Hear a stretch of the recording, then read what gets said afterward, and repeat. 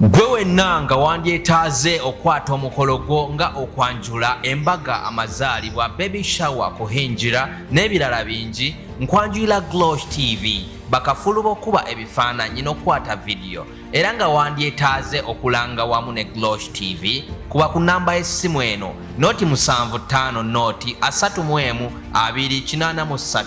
tweyunire oleme kwejjusa.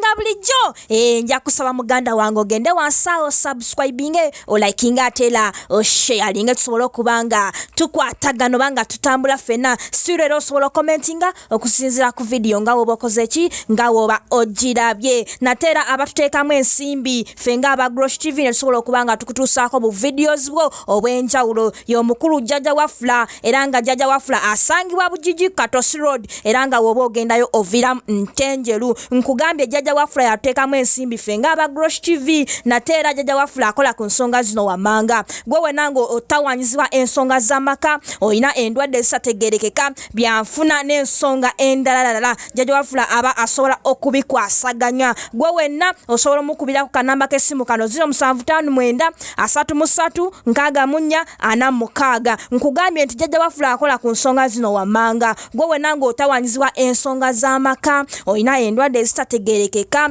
byanfuna gwe mukubireko bukubizuka namba ako k'essimu osobola okubanga akukwasaganya gwe mukubira bukubizuka namba ako omugambe nti akanamba konna kajje ku Glosh TV ne bangamba nkubireko ninamu ensonga bwezi ne bwezi tezinsumbwa so nandyagadde obeere ng'okola ki ng'onkolako nkugambye nti asangibwa Bujiji Katosi Road era nga woba ogendayo oviramu Ntenjeru gwe kasita otuuka Ntenjeru ng'onyigamu akanamba k'essimu kano 0759636446 gw'onyigamu munyizika namba ako ng'omukubirako ng'omugamba jjajja wafula ndi wano Ntenjeru nkoze ntya okutuukako awo nyininyini wooli ajja kubanga akubuulira engeri gy'oyinza omutuukako. Olwaleero tukuleetedde mwana muwala Black Panther Africa era ng'ono kamera zaffe eza Glosh TV zagezaako okuba nti zimunoonya era ng'ono twamusanze maka ge ne tubaako n'obugambo obutinitini bwe twanyumizaamuko naye nga wogenda okuba nga obiwulira mu maaso awo so nja kusaba gwekuumire bwekumizi ku Glosh TV osobole okuba nga omanya Black Panther Africa yaani so tovaako. Magezi okoso omuntu yenna mu nsi muno olina okubeera ne pulaani ebbiri bw'otunda ennyaanya toyagala muntu mulala azitunda obaoliawo bw'oba oyireyo mu butale waliyo w'ennyaanya osangayo w'ennyaanya omu baba bayitirivu so yes kiriwe kiti embeera yakutambulira otya of course ng'otandika ekikyo bw'oba otandika tuwaliza ensi y'omuntu omwangu yes sisigama nti oba ojja kufunirawo bakasitoma naye neeyita kuba nze kyanyanguyira kubanga na traininga ne Uganda Wildlife Authority internship yange nagikola and I got contacts from whites n'ekirala nti bosi wange gwe nali nkolera mu kampani yali anjagala nnyo yantrustinga nnyo almost nga ndi sister we kitegera so nga njagaliza ebirungi yate nga ndi sharp ndi muwala mugonvu nina empisa wali wonna wewanye nnyo bosi wange mwagala nnyo oyo wakabiza safari kubanga ngayinza n'okufuna ba backpackers nangamba panta bano bakoleko so muntu mulungi nene kati nkyamusinza aiswa anali mwana wa mukisa kubanga natandika okufuna kukwata ku busenze alina emyaka nga 1920 kuba nali manye ennaku yange so okugenda e Bulaaya nali ntya abasajja bawano batya nga ntya like oba bayinza okunkwana ate n'encourage oba n'ensiraana something like that so nali mbatiira ddala nga saagala kwonoona bulamu bwange kuba ndi mwana munaku kakyogamba e Bulaaya yo gye tosobola okusanga omuddugavu oba omuzungu anakola byobadde tosuubira kisinziira eyo kizibu kubanga eri obeera ku mawanga naye wano ewaka osanga omuvubuka wala okusaako kwange ate munange sometimes omukwano muzibu osobola omwagala so nakyewalanga nnyo kwase nawange yangambanga nnyo nangamba tukolanga tukwatanga ekiro kyangu so ate nga njagala okubeera obulungi document ate nga sagala kudisappointinga ankwange kalungi endeni ba anti bange abankuziza abandeze so nalina nakipinga always in mind ebyabasajja mbiraba bulabi mbalaba so sirina musajja okwongera walako okubanga tutanya ku nsonga eyo kijja kikyanga gwe olina b'ofunira naye nga gwe tofunawo ekibuuzo ekyo ndowooza naawe wennyini naawe oba okinywamu okiraba lwaki ate nze kyangu nnyo okuddamu gwe naawe owuliriza abantu abamu nga olaba kati tugamba nti senga ekitegeera nosanga nga agamba nti yesenga naye nga si mufumbo kati kijja kitya omwana nakkiriza obufumbo obunatebenkera butya nga ate nga bugwe senga w'omwana obufumbo bwagana kati kyenkubuuza kijja kitya nga gwe obeera ku social media n'ogatta abantu okuva ab'enjawulo ne bafumbirigana oba obufumbo bwabwe ne bugenda mu maaso egwe nga olemeddwa anti gwe byoyagala si byenjagala your destiny is not my destiny ekitegeera kyogamba mwabonabona abajja teri ajja nga akwegomba bangi nnyo naye si byenteekako ebirowoozo nti mbeeraawo nti njagala nnyo okugwa mu mukwano ogwaddala nsobola okusalawo kwaba nya ebyapa 2 asobola okujja nemutwala 25 ekyo kibayita okubanga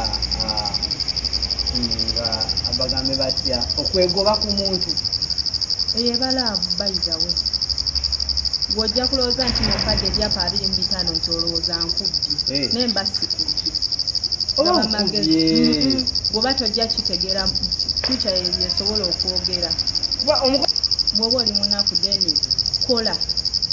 sigamba nti oli mulema okola olina okukola Panther ali eri agamba ntwala ki ku byapa byange 25 gwe tondaba ntunuulira ondabe ndina lulungi nze asinga Uganda obulungi ani ansinga wange mwogere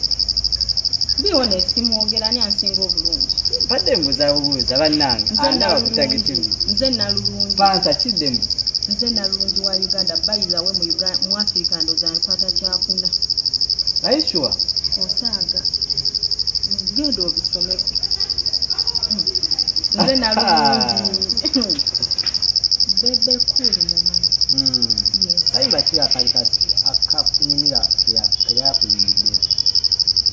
obuyimba bwe Bebecool maybe